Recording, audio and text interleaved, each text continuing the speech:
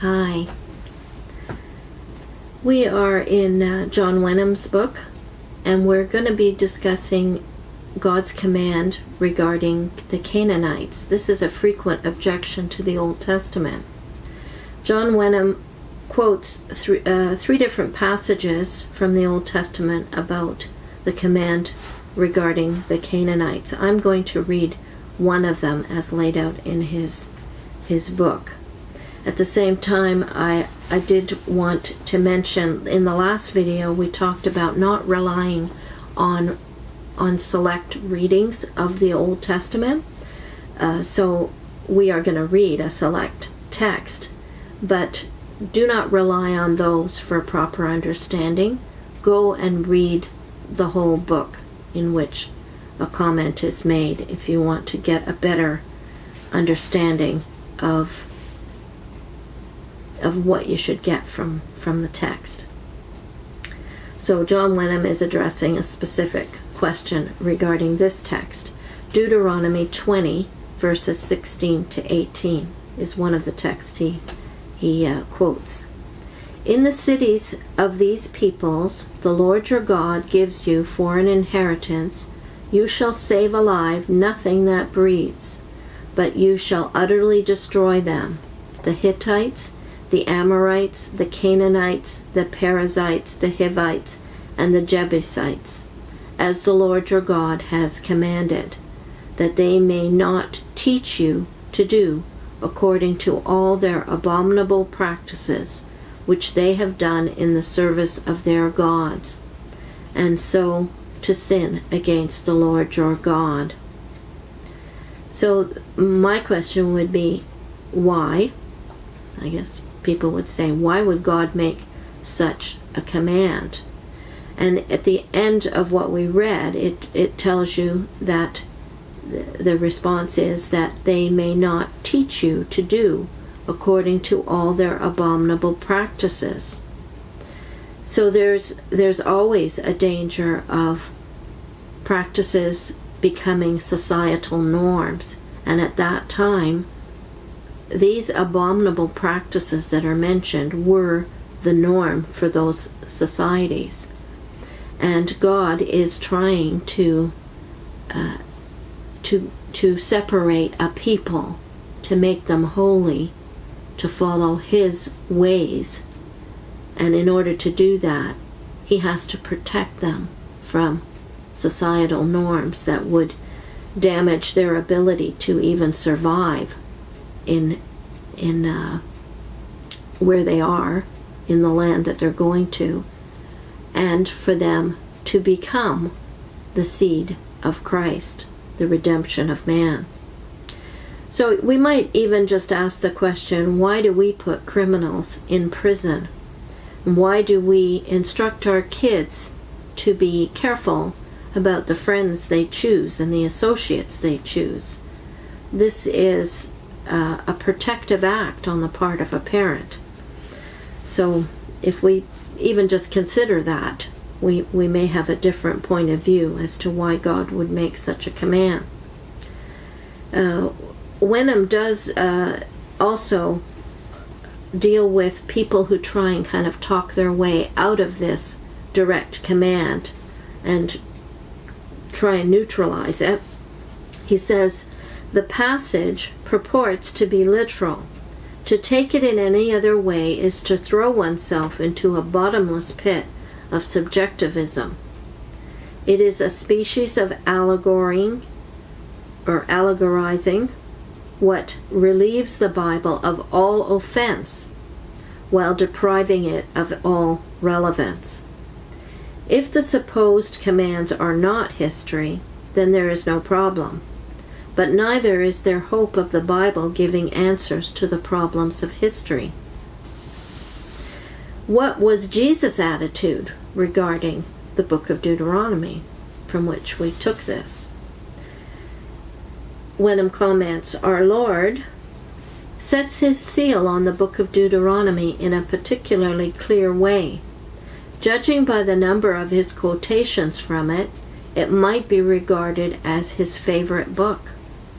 Then he has a footnote where D.A. Huck has kind of done a stat on how many times quotations are from Deuteronomy in the Gospels.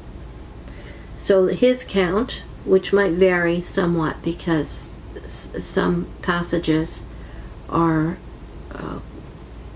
quoted maybe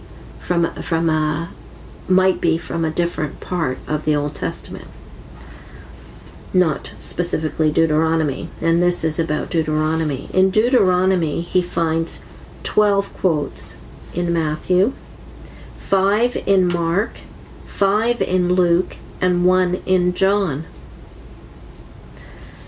Okay, also, he talks about the rest of the New Testament in talking about the Old Testament. He mentions endorsement of a more specific kind is to be found at a number of places in the New Testament. And it will be noted that when the occupation of Canaan is referred to, it is thought of as a work of God, not as a product of excessive zeal of man. Stephen, who was stoned, you remember, speaks of the nations that God thrust out before our fathers. Paul, the Apostle Paul, says, the God of this people Israel, when he had destroyed 7 nations in the land of Canaan, he gave them their land as an inheritance. So he says it's God's doing. The writer of the Epistle to the Hebrews speaks of the inhabitants of Canaan who perished as those who were disobedient. Then, by way of solemn warning, he takes up the description of God as a consuming fire, which was used by Moses, first in warning to the Israelites as they prepared to enter the Promised Land, and then with specific reference to God's destruction of the Canaanites. Unquestionably,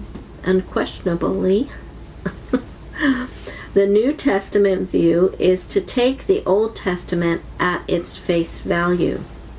It accepts the view that the whole world was lost in sin, without God and without hope.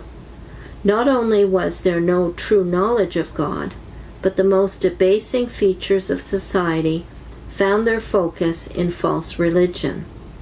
Idolatry went hand in hand with the blunting or perverting of all the highest human instincts, and became synonymous with lust and cruelty and the withering even of natural affections. God's purpose was to establish again a knowledge of himself in the earth. This involved the most relentless warfare with heathenism. God's plan was to select a man and train him to live a life of faith in a heathen world.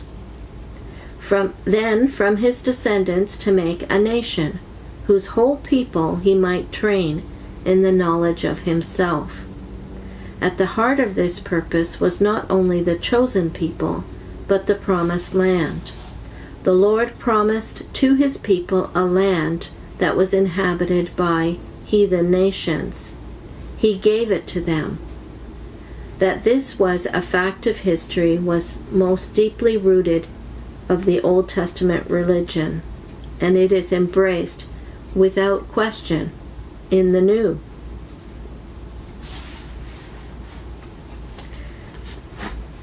Why is it that we get a different perspective than the early church, the New Testament, early congregation?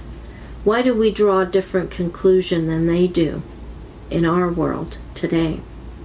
They accepted the Old Testament as a revelation of God. In reading the Old Testament, they found that it revealed the character of God. For example, we read biographies of people. Why do we do that? Because it helps to reveal the character of the person. So even if we thought that the Old Testament was irrelevant to us today, we should read it for that reason, that it is a revelation from God, and it's going to tell us something about God, about how he deals with in judgment, and also how he deals with his covenant people, how he deals with sin, how he deals with his own sinful people. So you're going to see a lot of different things about the character of God in the Old Testament and the New Testament. So that is why they did not reject the Old Testament, the early church. They saw the benefit of a revelation of God, what he was doing in the world. Another point, just one additional point that I thought to mention in this section was Wenham makes this comment: the Exodus deliverance was rightly seen in the Old Testament as the overthrow of the gods of Egypt by the God of Israel. When we left the Jehovah's Witnesses, one of the first books that we studied together was Genesis.